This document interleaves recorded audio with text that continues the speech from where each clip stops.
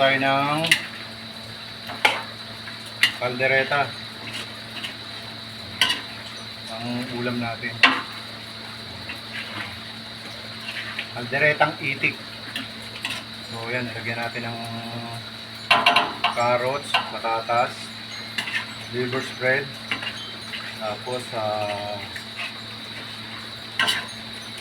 yung ano natin, tomato sauce,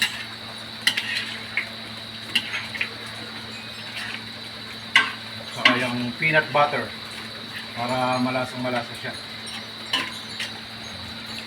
Ayan lang simple yan.